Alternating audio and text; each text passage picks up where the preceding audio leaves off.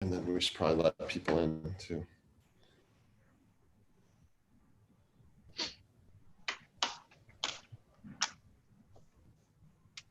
Do I start letting people in? Molly? Sure. Yeah.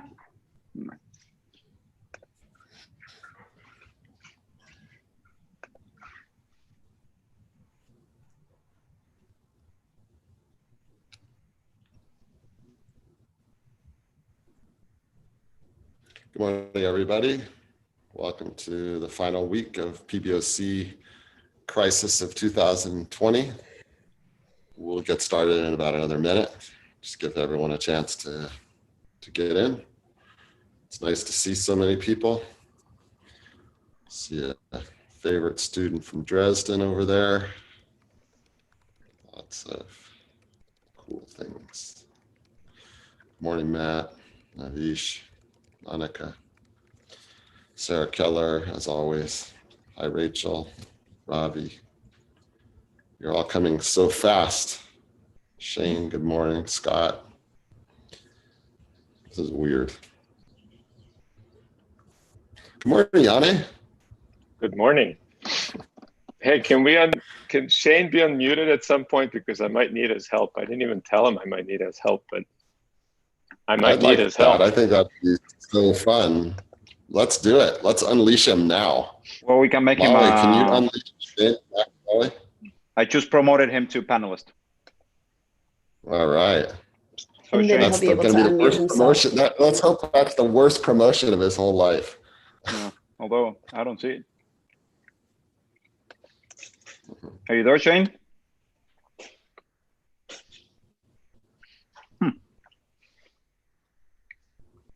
Maybe he's Maybe he not couldn't. at the computer right now. Maybe he couldn't take it. Yeah. Too much You power. know Shane, so you If know. I got invited to be a panelist with this motley crew, I'd run and hide too. That's for sure. Terrible. I just had a meeting with him and I didn't. All right. We'll Hey, wait Shane, just a can second you more speak? and then we'll get started. Sorry. Yeah. Oh, there you go. Oh, hey, Shane. Nice to see you. All right. Hey, Great. Shane, can you bail me out if I say something stupid? I hope. That's going to take a lot of time. Oh, Siri's asking if there's something else I can help with. Yeah, exactly. Yeah. Yes, I need a new brain. Yeah, like the scarecrow. All right, well, I think we'll get started. So today's speaker is Yanni Kondev from Brandeis University. And as usual, I think I'll start out by just giving you the facts. So Yanni, he has an identity crisis. He actually doesn't kind of know who he is. So the reason for that is that he grew up in both New York City and Belgrade. And he said he knew he was a New Yorker when he got his bike stolen from him while he was riding it. So anyway, he went to undergrad in Belgrade and was in high school also a participant in all sorts of physics and math Olympiads. And that shows actually, if you interact with him closely, you'll see that he has kind of a knack for puzzles and stuff. After that, he went to Cornell for grad school in physics. And that was 1991 or so, I think. And Yanni and I had a hell of a lot of fun there. I was a postdoc at the same time, and we used to do lots of crazy and interesting stuff. And we shared an office, which was really one of the privileges of my time as a postdoc. And after that, he went to Brown University as a postdoc with Brad Marston, which was kind of funny because I was there as a professor. So we were reunited in a really nice way that led us to be able to swim every day and continue to talk about science. And then from there, he went to the Institute for Advanced Study at Princeton. And then after that, he went to Brandeis. So Yanni's background is in theoretical condensed matter physics. If you go look at his publication list, you'll see that even as a grad student, he had a paper that he wrote by himself in Physical Review Letters, which is kind of the fanciest of the physics journals, and really did quite interesting but formal things having to do with turbulence and low dimensional field theory and things like that. And in 2000, we were talking, and I suggested to him that we foolishly make the leap to think about problems in biology on the grounds that there were just so many interesting problems and so many amazing new technologies being brought to bear. And I think both of us were really totally, what would I say, mesmerized and enamored of the optical trap as a tool used in the Bustamante to look at the packing of viral DNA, which is really where he and I both cut our teeth originally. As you're going to see today, Janne is an amazing teacher and also talk giver. I would have to say that perhaps, out of all the people I know, I realize, he's my best friend, but also he's probably the person I would be most inclined to listen to give a talk of anybody I know. And part of the reason for that is that he has a very high standard of what it means to give a talk. And it's very simple. It's about, he wants people to leave his talk to having learned something. And that's the way he frames it. And, I so much appreciate that. I thought I would just end on a kind of funny story, although there's many, many funny stories about Janne, but this one I think has a lot to do with his work in biology. And that is, kidding aside, he grew up in communist Yugoslavia, so he's old enough that that's actually his childhood fate. And that means that there were all sorts of required courses that he had to take, including Marxism, Marxism, communism, blah, blah. I don't know exactly what it was called. But as part of that experience, which I think is very deep, actually, what he learned is that there are certain kinds of quote unquote knowledge that you really can't recreate on your own. They're articles of faith in a certain sense. So he came to classify all knowledge as either communism or that which you can derive for yourself. And so what that meant is that physics and math were kind of the only things that weren't communism. And we always have a laugh out of the idea that both biology and chemistry are part of communism, at least as concerns his youth.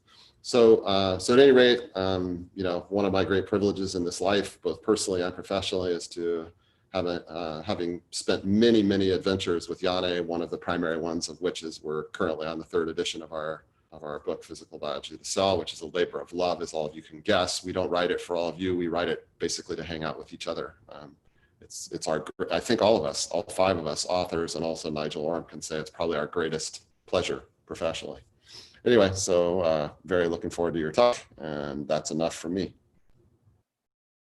All right. Thank you, Rob, for that really wonderful introduction. I'm so sorry we're not all in Woods Hole to do this, but let's see if I can recreate some of that virtually. So let's see. So today, I wanted to tell you about scaling and building. And the idea that I really want to think about is the fact that a cell is not a bag of chemicals, and the fact that cells, even the same type of cell, can come in different sizes. And what I'll show you very quickly soon is that even though cells might have different sizes, and we know they have organelles inside, often these organelles are scaled proportional to the size of the size of the cell, and that's what I mean by a scale invariant cell. And the key question that I will try to sort of discuss is, how is this accomplished? How does the cell build its organelles in a way that their size is proportional to the size of the cell in which you find them? So this question has a very long history. I mean, if we actually stepped away from cells and thought about animals and the question of their scaling and how different parts of animals scale with the size of this animal, then we could go back to even works of Leonardo and Galileo. But if we focus on cells, some of the earliest work goes back to the 1800s.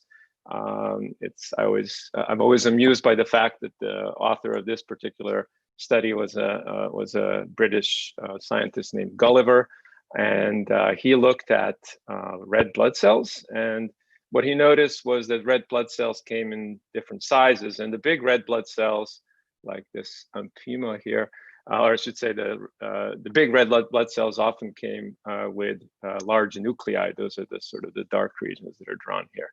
So there's and we'll see more sort of modern data, there's a scaling between the size of the nucleus and the size of the cell.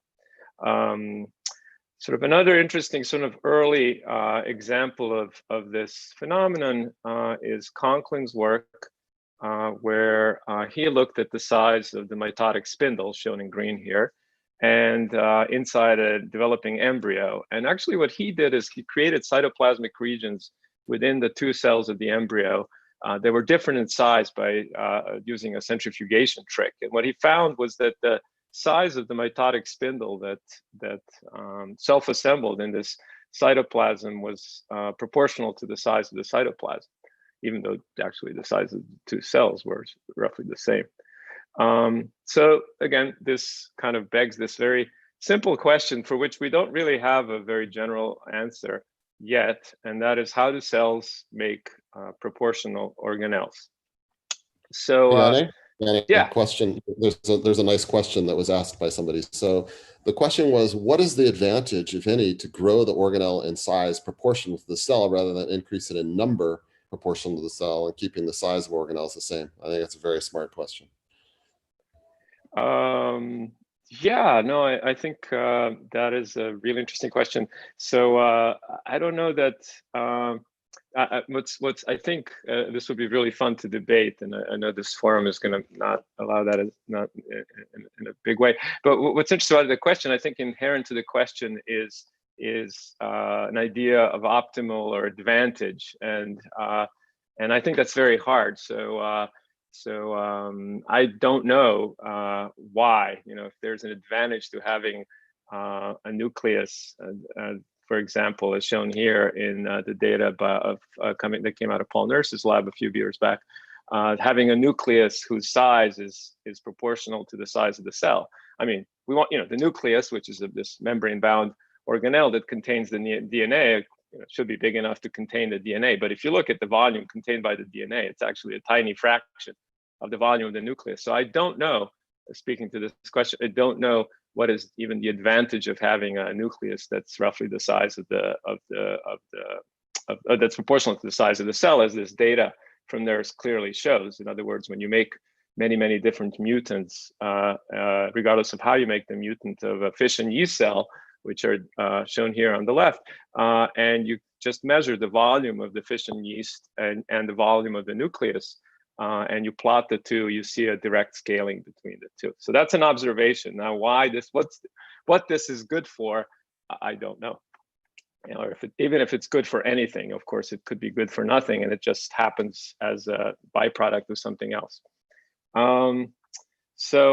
Let's see.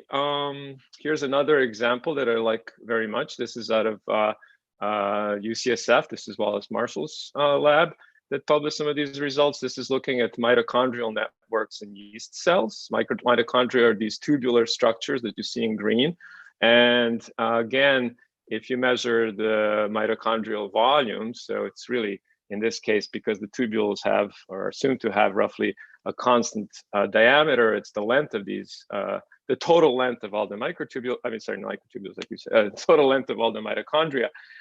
If you take that and you plot it versus the cell size shown here on the right, you again see this kind of linear scaling. And you can see that cell sizes are on the order of 100 microns cubed, while the mitochondria take up a volume which is about 100 times smaller. And here you can start, of course, given that it's a mitochondria, and that you have to have certain metabolic rates per unit volume of the cell, you might start thinking about how this is actually advantageous, going to the question again that was raised earlier. In other words, you'd think you'd need to sort of have more mitochondrial, well, not so much volume, but surface area, because that's where all the ATP synthase sits, just to provide enough ATP for the cell to maintain all its functions while it's larger than normal. So of course, that's a just so story, but at least I think in this case, one can at least imagine that having mitochondrial volumes large or scale in proportion to the size of the cell is a useful thing. Here's a very recent one out of Yale. And in this case, they looked not the nucleus, of course, which there is none in E. coli cells, but the nucleoid, right? So that's the DNA or the E. coli chromosome, which is circular, and all the different proteins that make it up. They make kind of a dense region that's well, as you can see it here, shown in bright DAPI stain for the DNA, shown on the right-hand side. And then the red line here delineates the nucleoid, which is roughly the region occupied by the DNA, and of course all the proteins that are bound to the DNA, RNA polymerases, etc. And then of course there's from the phase images you can see the cell volume. And again, for many, so this is Christine Jacobs Wagner's lab for many different growth conditions where the cells, the E. coli cells, differ in size, as you can see between these two growth conditions I picked off here, and they have dozens of growth conditions for E. coli, but also other bacteria. And whenever they look, they see that there's a nice, again, scaling between the nucleoid size and the cell size, even in these bacterial cells, where again, the nucleoid is a very different object in the sense that it's not membrane bound.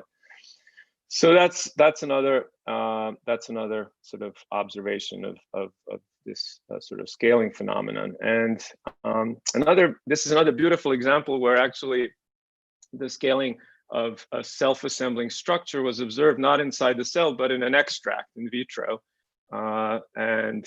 This is out of Berkeley, while Matt Good was still a postdoc there. And what Matt did is he was able to make droplets made out of oil in which he had enclosed cytoplasmic extract, which when sort of dosed with a little bit of DNA would form a mitotic spindle, self-assemble a mitotic spindle around it. And what he showed is that the size of the mitotic spindle would, in this situation, sort of taken out of the cellular context, the size of the mitotic spindle scales with the size of the droplet, the cytoplasmic droplet within which it's confined. In other words, the compartment size controls the spindle size. Hey, Yanni? Again, yes. Well, finish your thought. No, just give another example of this kind of scaling. Yeah, go ahead. So there's a number of questions. So let me just throw them out there, and you can take them or leave them as you see fit. So one is, does the size of the nucleus correlate with how much of euchromatin, heterochromatin is present? And I guess I can even just comment that we know, for example, in yeast with haploid versus diploid, that for sure the size of the nucleus depends on that. But you might want to comment on that. Could it be to maintain the concentration of the cell's products constant, such as transcription factors? So I think this was just telegraphing the notion that a functional idea might be something related to keeping concentrations right. And that makes me think of the recent paper from Tony Hyman's group about phase separation and transcription, where they were talking about phase separation as perhaps performing a buffering function. So you might want to comment on that one. Yeah. Since the organelles need to allow a transfer of resources through their membrane into the cytoplasm, would be informative as to how surface area of the organelles scales with cell size. That sounds great. That's fantastic. Sweet has a question. So I don't know, maybe I'll just do this last one, and then you can take them all. In this perspective, I'm loving these questions, and they're all the and for each and one of them, I think the answer is these are awesome questions. Some of this people have looked at, most of this they haven't. All of this should be investigated, I think. And let's hear the last one. Sorry. Thank you. These are fantastic. Yeah. In this perspective, is there a reason why size of cell to organelle to nucleus is a special variable? So, I like that. That's kind of like inventing state variables in the same way, that growth rate is a state variable for bacteria. Aside the fact that it determines concentrations of stuff. In the example with different mutants with cell sizes and proportional nucleus sizes, the aspect ratio of the cell versus nucleus changed in non-trivial ways. Anyway, so that was a whole sweep of questions. For everyone's info, I don't know how to get rid of these questions and get them off the board. Aaron usually does that, but so I think I've asked most of the key questions. Anyway, so you have that. Yeah, no, I mean, and I think my answer stands. I appreciate the questions. I think these are just phenomenally interesting questions. It makes me think of some recent unpublished data that I saw that Andrew Murray showed me about where he evolves yeast in a particular, was it yeast? Yes, it was yeast in a particular way. And by putting a particular kind of what is it called? Pressure, selective pressure on these cells without getting details, and he gets cells that are incredibly oblong,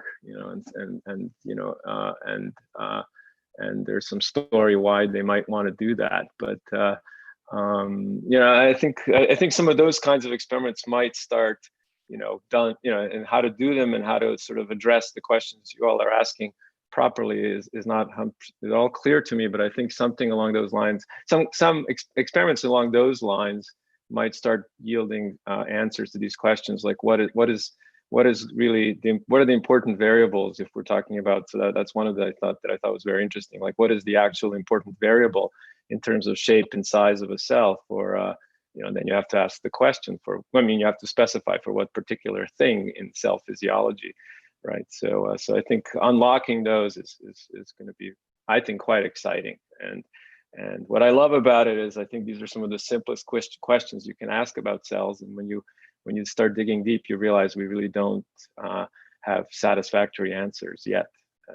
And I think Thomas here, who's on, I saw him at least briefly, Liqui has also been thinking a lot about this, of what determines shapes and sizes and what is the functional role of these things. So thanks for asking those questions. I think they're great. Okay, so this was kind of a gallery of examples, right, where people have documented that as cells change their size, particular organelle would also change its size, and sort of one, and I'm going to spend a little time on one particular example, which I think has been probably studied in most detail so far, which is the example of scaling of the nucleolus inside nuclei of a developing embryo, and it'll be a developing C. elegans embryo. But I also wanted to just kind of show this movie, of course, which you can look, I'm sure a lot of you have seen, of a developing animal. I'll just show what's fantastic about this salamander embryo movie is you'll find it on the National Geographic website. It actually follows the development all the way to the young animal. I'll just show the early embryonic stage. And what I just wanted to kind of highlight here as we watch this is that during earlier embryonic development of this embryo, but also of other organisms, you have the situation where you start with one cell which divides and keeps dividing, so that the new cells that are formed are all half the volume of the previous cell. So you're constantly decreasing the size of these cells. And this is all happening usually at a fairly fast clip. And so the embryo, it gives you a natural playground in which to study questions of scaling and size, because for free, if you like, you get, over a course of time, you get cells that are changing in size, right? Until you start getting the big morphological changes where the number of cells also starts increasing. The cell size stops changing and just the number increases. So you can kind of see, that of course you'll see clearly in this little video that I'm playing. That I think is just phenomenal. So if nothing else, I wanted to advertise the video where you start with the egg, and then you have the first division, and then you'll so soon see the second division. And there's nothing, so when you look at this, what I like about this is when I watch this movie, there doesn't seem, there might seem like there's lots of interesting questions, but what's not obvious is this question of, well, inside each one of these small cells, what's going on with the nucleus? What's going on with the mitochondria? What's going on with the endoplasmatic reticulum, the Golgi? What's happening to all the different organelles as the size of the cells decreases during development, right? And so that's a question that Steph Weber asked when she was still a postdoc in Princeton in Cliff Brangman's lab. And some of these slides are Steph's, so I don't know if she's on tonight, but thank you, Steph. And Steph spent a lot of time thinking about, and still does, thinking about nucleolus size. And so just to remind you, if you look at a cell, and here we're looking at cells, like I said, of a developing C. elegans embryo, in this image here that's fluorescently, where we see is fluorescent staining of the cell membrane. And there's a particular protein component of the nucleolus that's been GFP labeled. So you see the nucleolus in these images as bright green spots, and this protein there's a slight diffuse background, which delineates the nucleus. So the nucleus is the kind of green fuzzy area. The nucleus, of course, contains all the DNA. Some of this DNA, of course, has genes for making ribosomal RNA, and that's the ribosomal DNA. And around this ribosomal DNA, there's a whole collection of proteins, and they form this structure, this what we can now call a phase-separated liquid, which is the nucleolus. And if I play this movie, again, what you're going to be seeing on the right-hand side is the GFP labeled component of the nucleolus. And first, you'll see it as a diffuse sort of, as a diffuse cloud, which actually shows the volume of the whole nucleus. And then as time progresses, which you'll see on the top left corner, what you will see is these particles that are these proteins, the FIB1 proteins, the metal transferase that's part of the nucleolus that's been GFP labeled. What you'll see is it'll be condensing into these nucleolar particles. And so that's one thing you'll see, bright white spots, nucleolar particles, but also as the nuclei get smaller, while the cells are getting smaller, these bright white spots also keep getting smaller and smaller. So as the size of the cell decreases, the nuclear size decreases, and the nucleolus, which is within the nucleus, its size as well decreases. So Steph went ahead and quantified this, and here's some data from her 2015 PNAS paper, where you see that the size of the egg doesn't change. That's the big blue oval that's shown here. The nuclei, again, are in the bottom, in the top figures, the nuclei are seen as these diffuse big spots, and then the very bright small spots are the nucleoli. And in the bottom figures, what you see are the nuclei themselves segmented.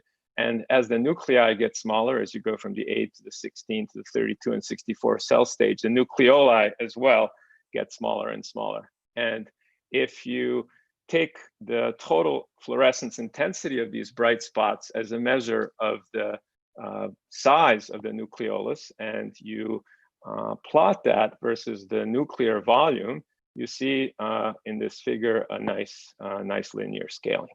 So the question, so this is sort of a nice example. And so I wanted to use this example to actually do what I like best, which is talk about a puzzle. And so the puzzle, of course, is where does the scaling come from? And one of the great pleasures of switching to biology that Rob talked about is actually, I find myself now more or less going back to my high school days. I find solving puzzles and in terms of sort of fairly elementary physics, which was really what I did for fun in high school. So so here's sort of a very simple possible, idea for how. Hey, Yanni? Yes. Hold on a sec. Sorry, I see that Ricky asked a question that I also had. So so let me start with hers. She says, in all these cases, there's so much variability around the average scaling behavior. Can the sources of variability tell you anything about the driving mechanisms, about the fitness effects? Is some amount of variability unavoidable? And I guess I wanted to add on top of that, with no disrespect meant to Steph. Hi, Steph. I love your work. We put in our book. I already mentioned that. But the variability is huge. Like when you plot that thing, the big blue dots are beautiful big blue dots. But like if you look more carefully, there's all sorts of variability. Anyway, so that was Ricky's thing. While you're thinking about that, I will see if any of the other questions need to be asked right now. Yeah, so let me just say that I think the variability is super interesting. And actually, that's something that we've been working with Steph for a couple of years now. And I think we're finally getting somewhere. And this has actually been primarily work by another many-year sort of member of the MBL community, which is Lishi. And she and an undergraduate student in my group, Rabia, have really tried to push this hard on this. And actually, ask the question whether the mechanism, which I will present in the next couple of slides, can account for the variability. So that's the question that they've asked. And I think yeah, I don't know that we have a definitive answer, but I think it's a really interesting question, and we definitely are interested in that. Was there something else, Rob? Sorry, I know, Rick, you guys asked about this variability. So I'm just acknowledging that I think the variability is big. I agree. And I think there is, so for sure, if we decide, and I will propose, and Steph has proposed, so I'm not going to do anything more than Steph and Cliff did in this paper, but tell you about their model, maybe reformulate it in a slightly different way. What you would definitely want to do then is to ask, can this model actually account for all this variability? I think that's I think, and I won't get into that. I haven't prepared to talk about that, is mainly because I'm still confused about things there, and I don't think I can talk about it intelligently. Okay, so yes, I think variability is very cool. So here's sort of the world's simplest sort of mechanism or model how this scaling might work. There's a whole review on this mechanism written by Tony Hyman, which was actually one of the first papers that I read on this early on that actually got me really excited and thinking about this whole area, because very nicely it talks about many different systems and how in their view they all fall under the same mechanism, which is this limiting pool mechanism. So people have already brought up the idea of changing volume as a way of maintaining concentration, and the limiting pool mechanism is without getting into any math, and then I'll get into a little bit of math, is simply the idea that, well, if I have two cells shown here as these circles, or two nuclei, I guess we're talking about nuclei, and the red here are these nucleoli particles. And if both of these nuclei have the same concentration of particles, and what I've drawn here is one sphere, which is a circle, of course, and let's say it has radius 1 and 4 particles, radius 1 micron, so the volume is roughly 1 micron cubed. And here on the bottom is I have a sphere, well, it's more like 4 microns cubed, but let's not get into that. And I have here a sphere that has a radius twice the size, which means that its volume is 8 times, of course, of the smaller sphere.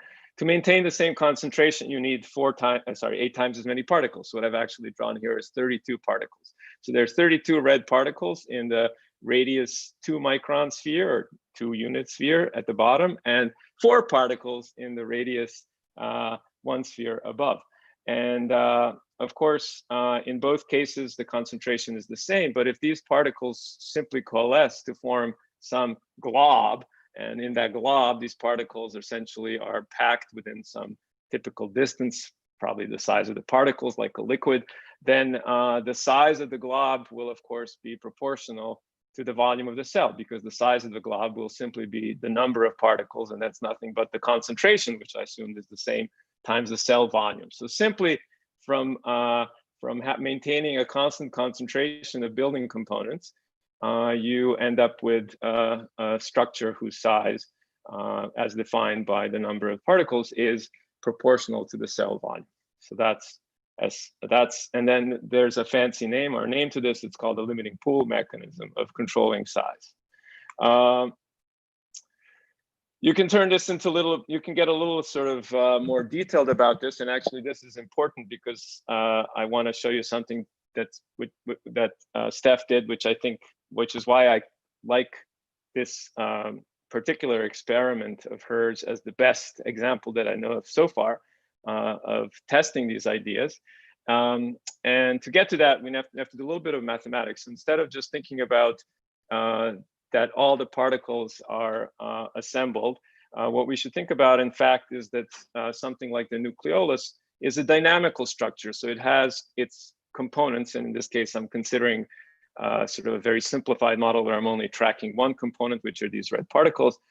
These red particles are dynamic, so there'll be some rate at which these particles come on, and there'll be some rate at which then come off. And m here denotes the size as measured by the number of particles of the structure. Okay, and so the idea of this limiting pool mechanism is as the structure gets larger and larger, the rate of particles coming on is going to diminish. And that is shown here this equation. So what the equation says is the rate of growth of the structure is the rate of assembly minus the rate of disassembly. I'm just going to ignore the rate of disassembly. We're just going to assume that that it's constant. That's not important, but I'm not going to worry about it. And I'm just going to focus on the rate of assembly. And if I just take into account that the rate of assembly is proportional to not to the total concentration of my particles, but to the free concentration, then I can write the rate of assembly as some second order rate constant. K on prime has units of per micromolar per second times the free concentration. And what is the free concentration? Well, that's the total number of particles I have in the cell, which I call N, minus the number of particles that's in the condensate, that's in the structure, that's in our case, the nucleolus, divided by the volume of the cell, or at least the volume of the cytoplasm within which these particles can diffuse. So with this little equation, what you can see is that as M gets larger, the rate of assembly drops. And if I assume that the rate of disassembly stays constant, then what I will have is that there will be a steady state that will be achieved when the rate of assembly is equal to the rate of disassembly. So I've illustrated that in this kind of general schematic at the top, where I plot the rate of assembly and the rate of disassembly, and I took a very general sort of scenario in which they both are size dependent. And when there's an intersection of these two rates, then I have an exact match between how many particles get on the structure, which is how many get off the structure. And at that point, which I'm calling M star, I have a stable size of a structure. And if I use the equations I've written down here, and I set the left-hand side to 0, then I find that the stable structure is just given by N, the total number of particles, minus KD. KD is the disassembly, it's the dissociation constant, which is measured in micromolars, and it tells you the concentration of particles at which the on and off rates are the same, and V is the volume of the cell. So from this equation, we simply get a relationship between the size of the structure at steady state, M star, and two interesting variables. One is the total number of particles, and the other is the volume of the cell. KD is a quantity that is not going to depend on anything like geometry, because it simply talks about the binding affinity of red particles to red particles versus the binding affinity of red particles to solvent. So it's essentially related to the delta G, the free energy difference of a particle when it's in the solvent versus when it's in the condensate. So this is an elaboration of this much simpler version of this model that I showed here. So here I just said that the size is equal to N, the total number of particles, and that's not quite right, because whenever you assemble into a structure, if you reach steady state, there's going to be some free particles in solution, and therefore the size is somewhat less than N, and that's what this equation tells you. It tells you that the size, M star, is N, but reduced by KdV, which is the number of red particles that are left in the solution when you're in steady state. So first of all, this simple relationship can explain Steph's observation in a very simple way, namely what happens in the developing embryo. Even though the compartments, namely the cells and the nuclei, get smaller and smaller and smaller, they enclose always the same. The concentration of these components of the nucleoli does not change. They enclose enough, they enclose some fraction of these particles so that the concentration stays fixed.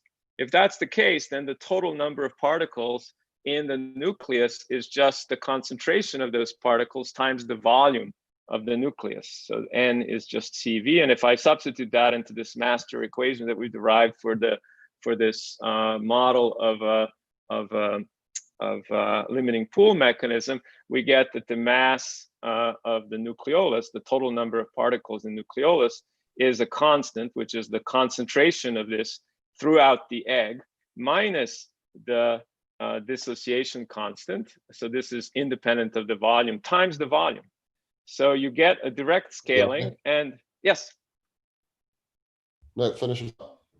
Oh, and I was just going to say you get a direct scaling, and what's more interesting is you make two predictions. One is that if you plot M versus V, the size of the nucleolus versus the volume of the nucleus, you should get a linear relationship, but also that line should pass through 0, 0, which Steph's data does. If it substantively deviated from passing through 0, 0, you would have actually quantitatively and decisively eliminated this model as a possible model of size control and scaling. Yes. So a few thoughts. You mentioned actually mapping it onto spread the butter, the master equation, and as you know very well, that would imply you get more than the mean. You actually get the distribution. That brings us back to variability. And actually, I think Joe Howard is on the call, which is awesome. And we've loved his KIP3 Vargas couple of papers, and been able to think hard about that antenna mechanism of microtubule length control. But there too, you can actually say something about the distribution. So I guess the question I'm asking is, have you guys actually taken the master equation, solved it, and commented on the distribution rather than simply the means, which I think is very, yes, very yes. So interesting this is precisely what Alishi has been up to. Yeah. So she's been looking at the noise, and God help me now. I've looked at this for a week, which means I have no recollection of it. You don't need to talk about it. I'm not going to do justice. So we've definitely are looking at this. And what's even more interesting, which I find very interesting, is this equation that I've drawn here is dynamical. And with development, we actually have a t equals 0. So we can actually also ask, does this recapitulate in any way the actual dynamics of formation of the nucleolus? So how its size grows with time. And there again, we find some interest there. I can tell you, we find that initially it looks like we can quantitatively account for the growth of nucleolus, but actually at initial times, but then we actually are lacking some, this model cannot account what happens at later times. In other words, growth starts getting much, much faster than we would predict at sort of intermediate times. And we think there's some interesting biology there, and Steph is on board, and we're trying to figure that stuff out. So yeah, so I think, perfect question. So I just wanted to point out, the reason I really like going through this example of Steph's is that this equation that comes out of the limiting pool mechanism makes an very interesting prediction, which is that if you could, and historically this is not, as far as I know, and this is not how they did it. They actually did the experiment first.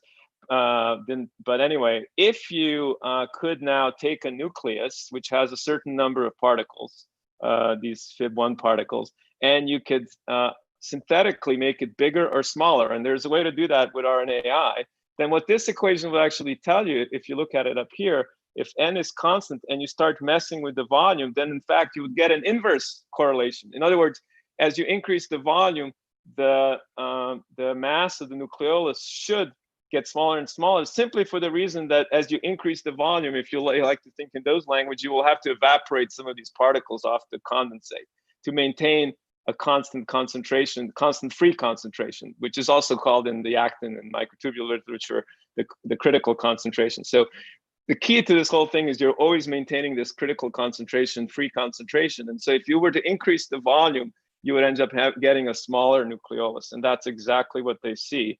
And what they did is take the cell at one particular, I think it was the 8th cell stage of the development process. And then by treating the cells with RNAi, they were able to make bigger and smaller nuclei. And as the nuclear volume increased, as this equation would tell you, if n is constant, right? As the nuclear volume V increased, the size m star of the nucleolus decreased, and it decreases again linearly, and actually you can, from independent measurements, figure out the slope and the intercept, and so therefore you get a prediction. And so what's plotted here, the black line on this data plot, is actually exactly one such prediction. As you can see, if you were actually to fit a line through this data point, which is why I love this figure, you would get a slightly different line, and the predicted line is not as good, maybe a fit as the fitted line would be, of course, but it's roughly good. And then of course now you can see, you can ask about, well, what's the deal with this with these deviations? I don't know, and whether they're actually interesting or not, that's of course at the end of the day something we all have to sit back and decide as scientists. Is this a large enough deviation that I want to really, do I want to really spend whatever the next couple of years trying to figure it out, or do I think it's something secondary to the whole mechanism? And to my knowledge, that kind of even more detailed work has yet to be done. So anyway, so this is testing, in fact, the prediction of the model, which is this inverse scaling with the volume. And if I remember the story correctly, Steph, I think, told me when they were doing these RNAis and changing the volume of the nucleus, they were doing it in expectation to see that as they made the volume of the nucleus larger, then the nucleolus would again get larger, but in fact it got smaller. And that was a real puzzle for them for many months. Of course, the way I've told you the story, it's not a puzzle. Okay, so what I want to do maybe for 10 minutes, I'm going to try to follow the dictum next 10 minutes of one of Rob's and mine favorite teacher of all time. It's a very famous physicist, David Merman. He would have advice for us on how to give presentations, and the advice was essentially 50 minutes spent talking about other people's work and what's generally interesting in the field, and maybe reserve the last 10 minutes for what you're doing. And so I'll tell you a little bit about what we've been doing in terms of scaling for a few years now, and that has greatly accelerated over the last year and a half. That Shane McInally, postdoc in our group, has joined us. And I mentioned Shane because yet again, he's someone who has a very long association with MBL, both as a student in physiology and as a summer researcher. And Shane and I have worked actually over many years on other things as we've been both lucky enough to find ourselves at MBL over the summer. So what we've been interested in is the formation of actin cables in budding yeast. So what you see here are fluorescently stained actin. And in a budding yeast cell, you can see the bud up here. When the bud forms, there are these long linear structures, cables, that form in the daughter compartment, in the mother compartment. And they're actually used as highways. You can see this transport on the right-hand side in the movie. It's probably hard to make out, but you might see little balls as these are secretory vesicles that are being transported by myosin motors along these cables. So they have these cables play an important role in establishing cell polarity and in the general growth of the daughter cell. And we've been interested in the length of these cables and what controls their length. And what Shane has shown recently in work, and this is now unpublished work, and we just all met at Brandeis. We have something called the Cable Club, which is members of my group and Bruce Good's group, and Shane is doing all these experiments in Bruce Good's lab. And so a bunch of us are the Cable Club. We meet over breakfast, but we're the Cable Club. And we're still sort of debating this data, but I'm going to share it with you because I think it's quite exciting, at least what we have so far. Yes.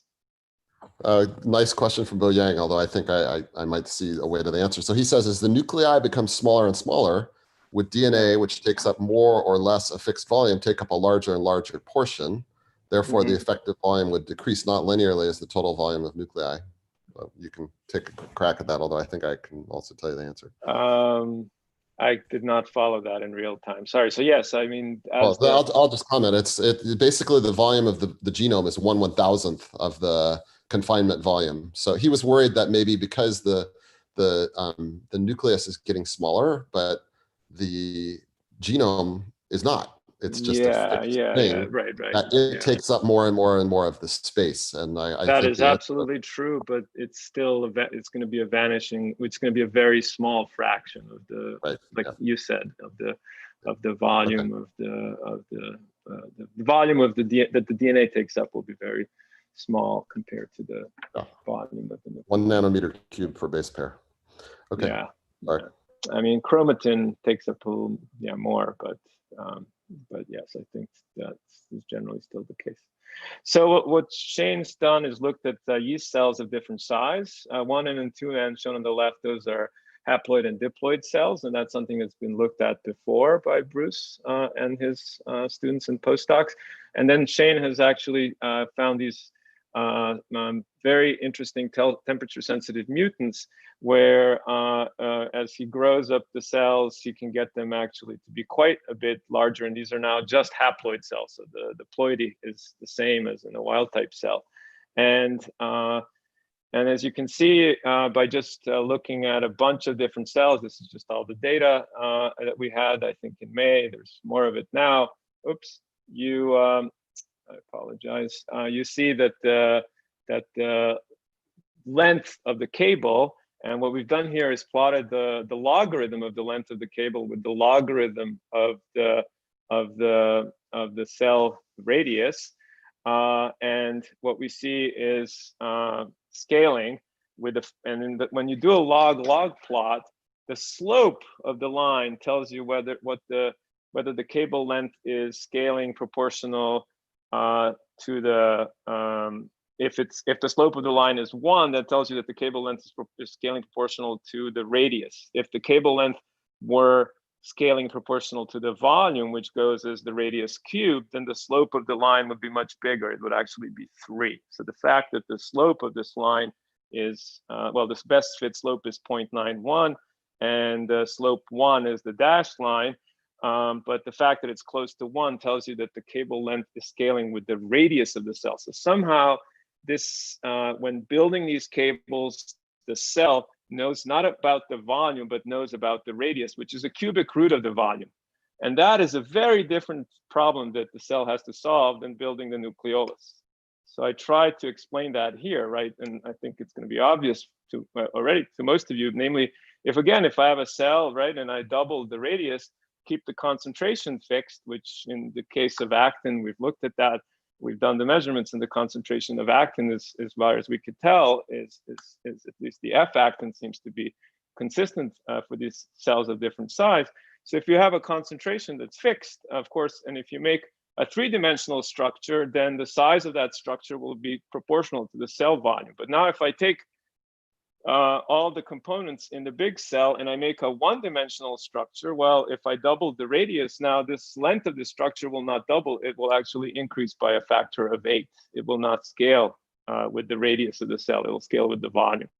So somehow the cell has to figure out, if you like, how to take the cubic root of the volume. It knows about the volume. I mean, volume is a simple thing for the cell to know about through rates, right? Because rates depend on concentrations. And as we saw in the previous example of the nucleolus, the concentrations depend on volume. And so knowing,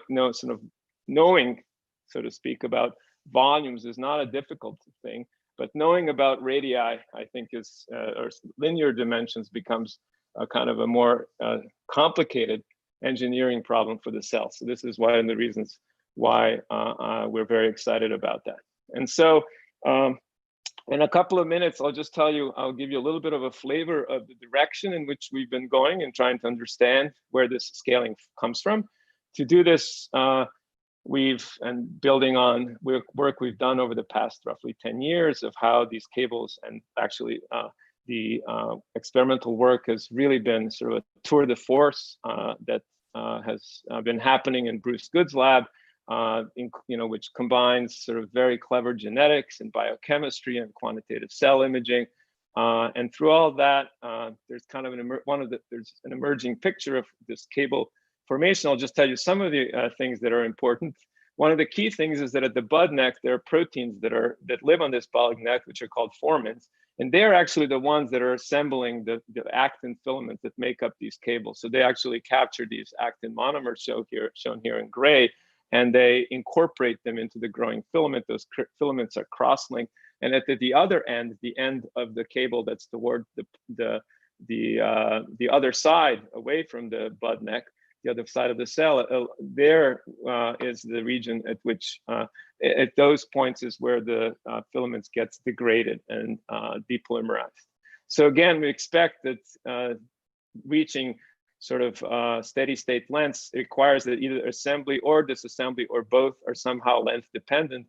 And when the two cross, when assembly matches the disassembly, then we expect to see a stable length. So that's going to be kind of the general framework within which we work, which was kind of most clearly, I think, elucidated in a number of different reviewed papers by Wallace Marshall.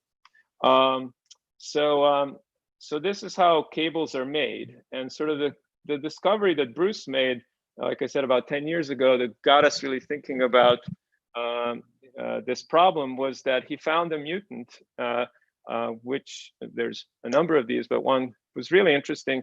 A really interesting one was one where a protein called SMI1, and this is be the one name, I think, protein I'm going to end up using, where this one protein was deleted. So if you delete this protein, as shown on in the images on the right, the cables become long. In fact, they grow beyond, their length becomes bigger than the sort of diameter of the mother cell. In normal wild type cells, these cables seem to grow so that they're scaled almost precisely to the length of the mother chamber. You know, and one of the kind of obvious things that often comes up, does that mean maybe that what the cable is really doing is sensing when it hits the other end? And I'll show you some data that suggests that that's not the mechanism that Shane very recently obtained.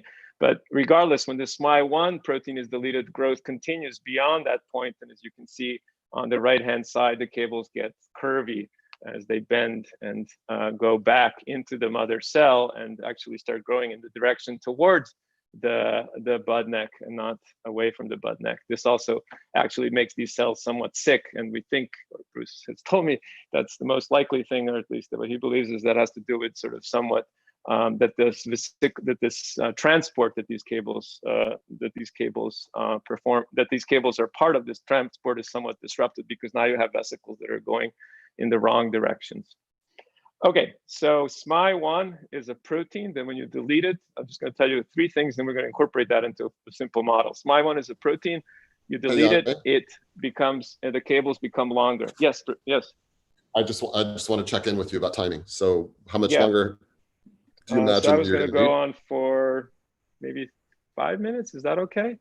Yeah, sure. There's 20 questions queued up. So why don't you try to be done by, say, 5 after? That'll give us 10 minutes. Okay, yeah, I should be. Okay, yes, I will definitely be done by then. Thanks. Okay, so point one, SMI1 makes the cables grow longer.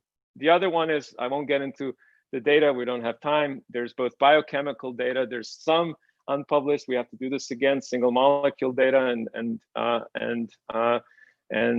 they both show that this SMI1 represses formins. So formins, remember, are these guys, these green guys here that build the actin filaments. So formin mucks that up. SMI1 mucks that up. So this protein binds to these formins and prevents them from assembling actin filaments. And that you can kind of see in these single molecule experiments, because when SMI1 is bound, the filament that's being observed here doesn't grow, then it falls off, the filament grows, binds, the filament isn't growing, etc.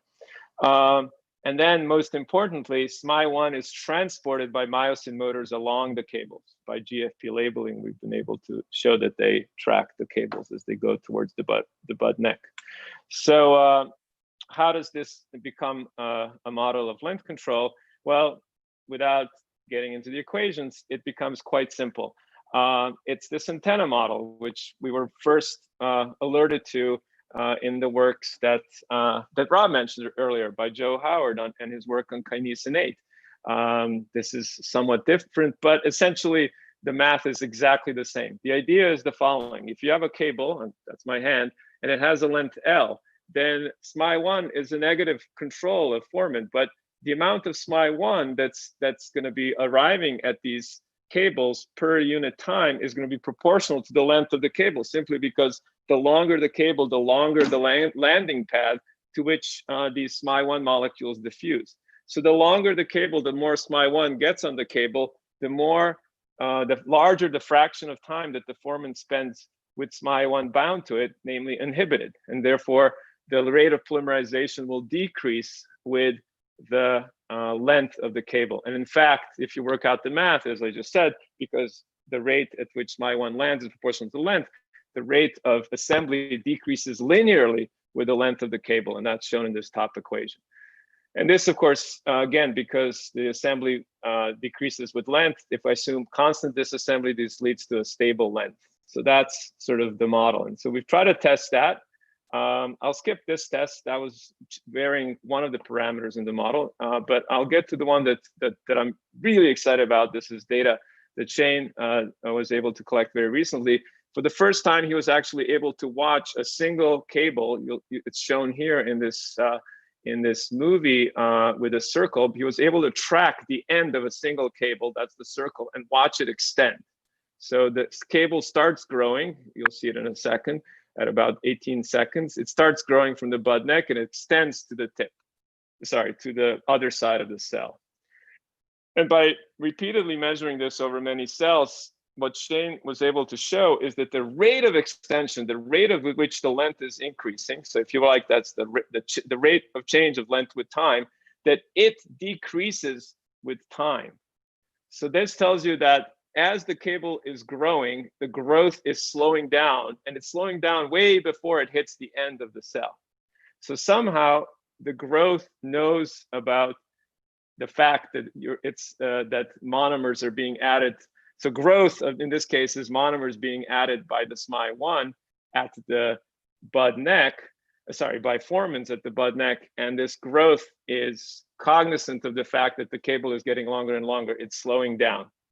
And in fact, the cable equation, the one I wrote down before, this model, the antenna model, predicts that this rate should slow down with time exponentially. And then it also, not only does that, it predicts the rate at which this exponential should fall off. And that prediction is shown by the dotted line, and the solid line is the best fit line to the data. So we think we have a really good agreement at this point in wild type cells. Well, these are not wild type, but similar to wild type cells, between the prediction and this particular measurement. So like I said, but then what about, given this model, can we now explain the scaling? And the short answer is, I would say no. What we can do is we can note the following, and that is that the stable length, L star, depends on K off, which is the rate at which SMI1 falls off the formin. And that should not be something that knows about the radius of the cell, because that's just the bimolecular unbinding rate. On the other hand, this quantity R prime is the rate at which, per unit length of the filament, the rate at which molecules of SMI1 are captured from the cytoplasm. And so that has some hope of being dependent on the radius. And in fact, if we look at our prediction for the time over which, the time scale over which the rate changes, we actually can then predict, if we make this assumption, namely that R prime, speaking mathematically now, is the thing that knows about the radius, then for the length to scale with the radius, R prime should scale inversely with the radius. And we can test that by looking at the same measurement of the extension rate in bigger cells. And this is the data now for a bigger cell, which was this mutant cell. And the prediction is the dotted line, and the data that we have so far is the black line. So to us, this is a failure of the model at this point. We're not yet ready to pronounce the death of the cable model in terms of scaling, but we're getting close. And I wanted to end with this because I think it's just, in my mind, just a really fun illustration of why really taking models seriously and then trying to compare those models to data is sort of a really kind of cool way in which to try to disentangle mechanism, especially when dealing with cells, where of course many things are going on at the same time. So I should say this is still work in progress, and we don't have a final conclusion. We don't have a final sort of say on whether this model is able to, the antenna model is able to predict the scaling. So I will end there. I will just finish by saying, look, you know, when thinking about the building of cables and linear structures, they're really cool engineering problems that the cell has to solve. Like I try to explain, building a 1D structure is very different than building a 3D structure. So it raises all sorts of interesting questions. How do cells assemble filaments of equal length? How do you make those lengths scale with the radius? For something like Chlamydomonas, how do you make exactly 2 filaments that are exactly of the same length? And then even maybe more intriguing in something like a hair cell, which is another, or these stereocilia in hair cells, which is another actin structure. How do you make a bunch of actin filaments, which are all different length, but you know the length itself shows a gradient, and that is actually important and necessary for hearing to work properly. So, so I think these are just all fascinating questions that I hope will keep us all entertained for years to come. And I will just say, this is work that's been sort of going on for a good decade now in many different systems with many different friends. Again, I just really like to highlight Bruce Good and his lab that's been instrumental in sort of being brave about doing very hard experiments to test these models, and then Shane coming in and really taking on that challenge, and very recently also a graduate student in my group, Aldrich, who's yet another physics graduate student who's been brave enough to set up shop in Bruce's lab. And thank you for your attention, and sorry this maybe took a little longer than I hoped. That's great, thank you. That's really fun. I'm going to give you, I know, a shared pleasure, which is whenever Joe Howard's in the room, it's fun to talk to him. So Joe, why don't you unmute yourself and say whatever you want to say. Unmute and unleash. Okay, unmute and unleash. Yeah, unleash yourself. Nice. Bring out your rage. Yane, beautiful. Hey Joe, good to see you. I was just going to make a comment and maybe follow it up with a question that Meredith Betterton did a really nice analysis of different antenna models with KIP2, and she came to the conclusion that if if KIP2 goes to the end, and then for every KIP2 it removes the tubulin, then you get a very smooth regulation of the length. Whereas if it just goes to the end and then it accumulates and it affects dynamics at the end, sort of en masse, then you can get a much noisier length control. So this has to do with the precision of length control. And I just wonder, in your system, how are you envisaging the myosin affecting the formin? I mean, does it knock a formin off every time it gets to the end, or is it, or does it accumulate at the end and there's some kind of a battle with the formin? I just wonder whether you've looked at the variability there, and whether that gives you another piece of information that can help you tease apart the mechanism. Yeah, thanks. I really, I know about Meredith's work, and it's a really beautiful analysis. So thanks for anyone who's listening who wants to follow up. I definitely would point you there as well. And just to answer your question specifically, so the myosins here, all the evidence we have. So what's going on is the myosins, they're actually transporting these big vesicles. The whole thing is much more complicated, and there's a bunch of myosins, we think, on these vesicles. We're trying to quantify that. We don't have that yet. And these myosins now bind SMY1, and SMY1 is the molecule that, at least biochemically, we know interferes with the polymer. It blocks polymerization of formins. So it doesn't knock them off. It binds to the formin, and then it either slows it down or completely while bound, at least the sort of the single molecule stuff we have, that again, there's issues with that. We haven't published it.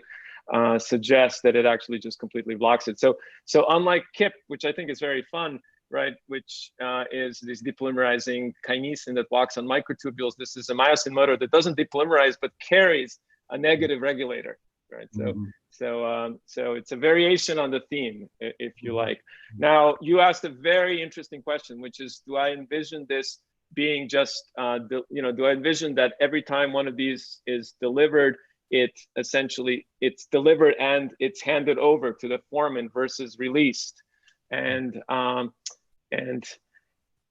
theoretically, I prefer the handoff mechanism without getting into too much detail. We don't have data to be sure, other than actually in a very interesting data that Aldrich found, which is that when he overexpressed this SMI1, the reduction in the length was small. And what we know is that there's a lot of, in these cells, there's lots of cytoplasmic SMI1.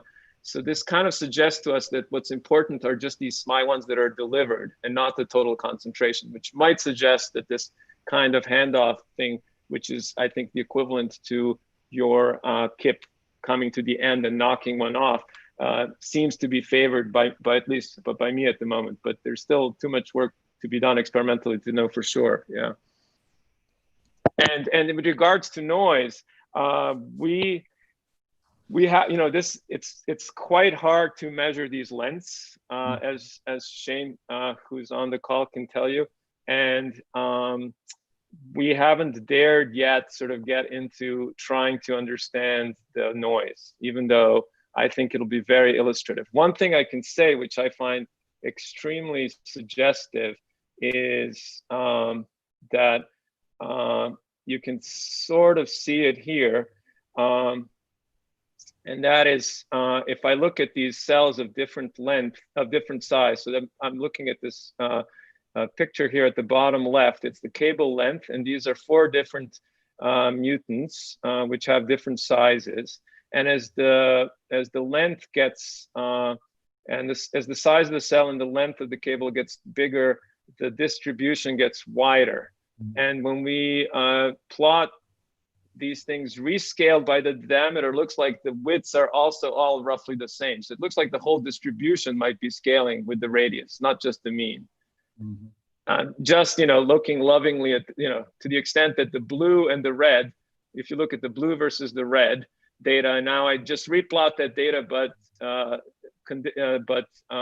normalized by the cell diameter, now the blue and the red seem to have equal variability. So it seems like there's also scaling of the variability, and the evidence for that is at this point just what I'm showing you here. So and obviously we need to do a lot more work to make that kind of claim. But I'm just saying I'm tantalized, I'm intrigued and excited. Okay, nice. All right, I'm gonna ask more stuff. Just we have 26 questions, so I'm not going to get to all of them. I'm going to work backwards because it's the stuff you're talking about now. So Fred Chang was wondering about for Actin cable. Yo, okay. Yo, Fred. Anyone want to know about what's the latest and greatest on nuclear size scaling? Get hold of Fred. He's got the coolest data. Nice. Okay. Thank you for your outburst. No, for Actin cables. For Actin cables, how does cell shape affect the scaling with radius? For instance, in a long rod-shaped cell, is the distance to the base of the cell critical? So that would be that'd be POMB, I guess.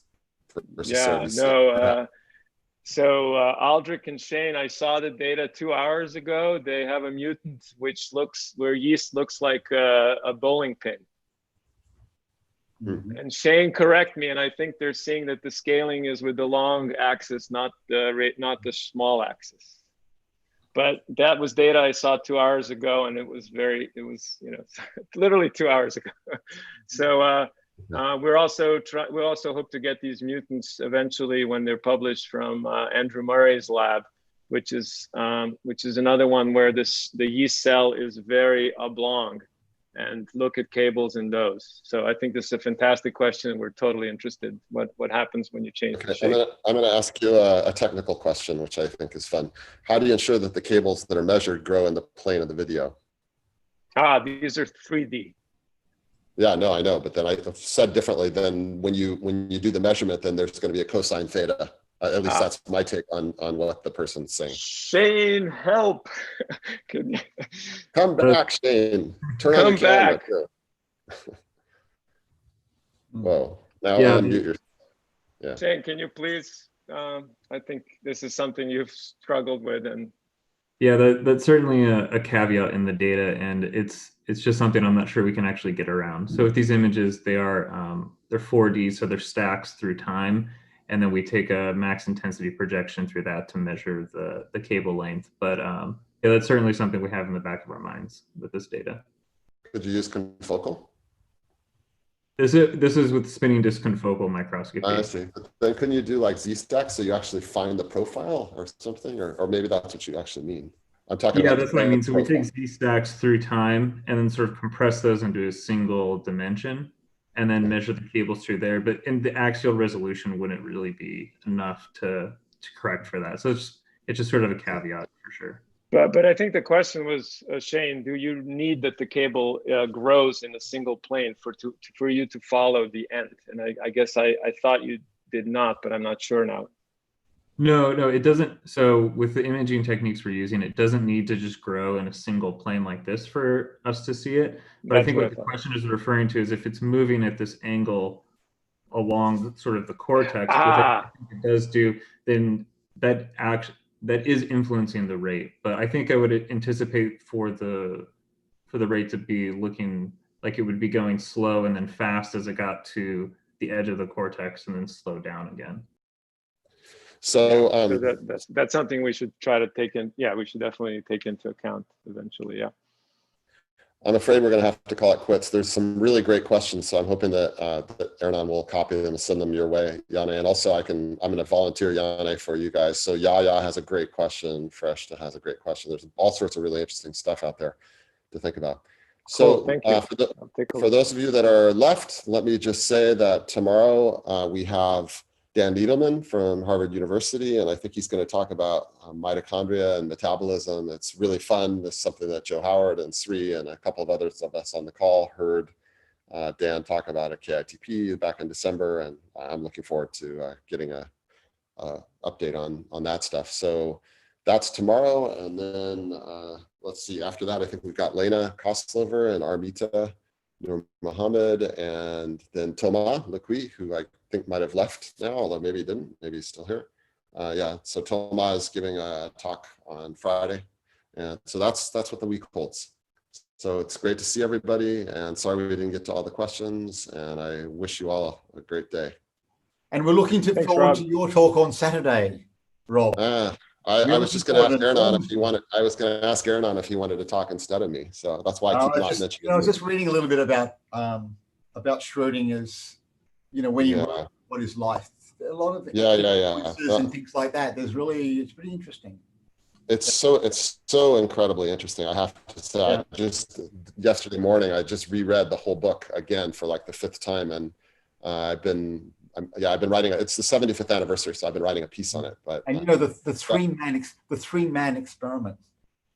Yes, of course. I'd love to know because clearly it was very influential on Schrodinger.